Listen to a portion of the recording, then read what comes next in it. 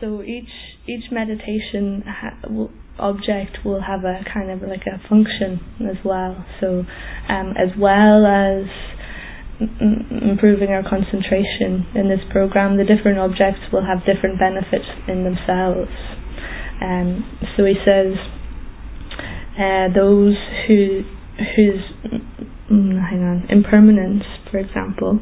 So impermanence is such an object for those who suffer from anxiety concerning the welfare of this life. By taking impermanence as their object, they will attain tranquil abiding and overcome their anxiety at the same time. So in a similar way, so these types of things might have a bearing on the type of object we want to choose to. In a similar way, those whose main problem is anger can take love as their object. So love is like the antidote to anger. Those who want to develop renunciation can take the sufferings of samsara as their object. Renunciation is a wish to attain liberation or nirvana. It's like it's like a motivator on our spiritual path. So we contemplate all the sufferings of how we are now, how we exist now in this cycle of aging and sickness and death and rebirth and so on. We contemplate all of that suffering so that we wish to get out of this cycle.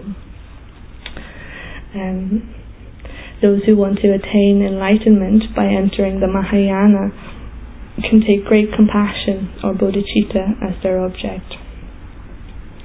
So with love, when we contemplate the sufferings of others, compassion is a wish for them to be free from suffering.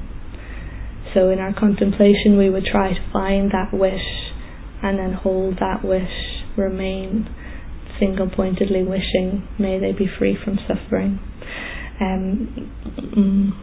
If we have some compassion, we can develop that within the contemplation, and then we also contemplate how limited we are to benefit others. And we can think to ourselves, I need to become enlightened to benefit others. This is bodhicitta. So bodhicitta is meditating on a wish, may I become a Buddha to free other living beings from their suffering. May I become a Buddha. Those who have many distractions can take their breath as their object. Those who've received a tantric empowerment can take their body generated as the body of a deity as their object. And those who are practicing completion stage can take seed letters, channels, winds, drops and so forth as their object. So if we've had a tantric empowerment or specifically for completion stage, a highest yoga tantric empowerment, we learn how to meditate on the central channel and the drop at the heart and the winds and so on. So we can use these. So this is in King of Concentration Sutra. It's recommended that we take the form of a Buddha as our object of concentration. If we focus on the form of a Buddha, even if our concentration is not clear, we shall develop special virtuous potentialities, accumulate merit, and purify negativities. If we have become very familiar with the form of a Buddha, keeping it always in mind, we can remember it at the time of our death, and we shall definitely attain a higher rebirth. So we're just visualizing Buddha in front, the body of light, and we're analyzing his form. And then our object of meditation is this visual form of Buddha. So with a lot of these other ones, it's the object is like a state of mind. In this one, it's not a state of mind. It's how do I say it? Yeah, it's not our mind. Our mind is focusing on the form. Whereas in the ones where it's a state of mind, we have to transform our mind into that thought or feeling and then hold that. Okay.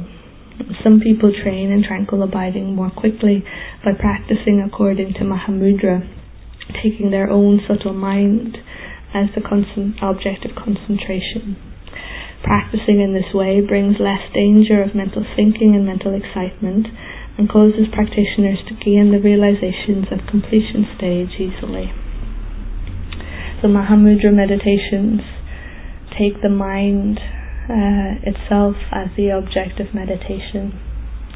So if any of you have experience of meditating on the root mind, we often teach it here, and it's on our Clear Mind meditation CDs, where we visualize the root mind, or the level of our mind which is below all the gross conceptual thoughts.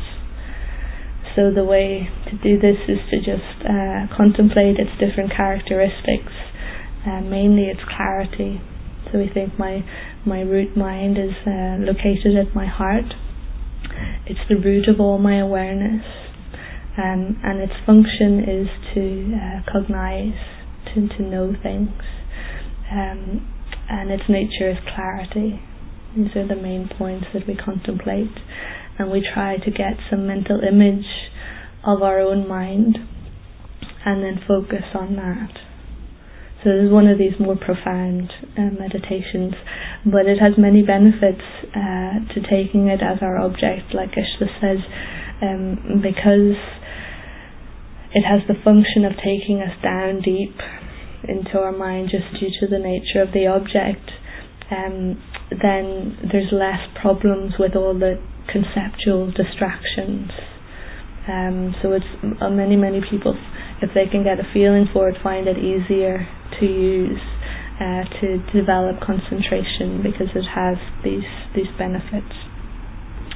So in our next session, I'm going to describe to you the mental sinking and the mental excitement and the mental wandering and all the different obstacles. We've got 5 obstacles and 8 opponents, I think it is. We have 8 opponents that we apply to the 5 obstacles. So I'm going to try to teach that without boring you all to tears, and hopefully in a way that you'll be able to remember some of it and use it, in your daily practices. Though I have to say that all the things that I teach are coming from my teacher Geshe Kelsang, and they're all in his texts. So there are many reference books that you can use. If you forget everything that I've said today.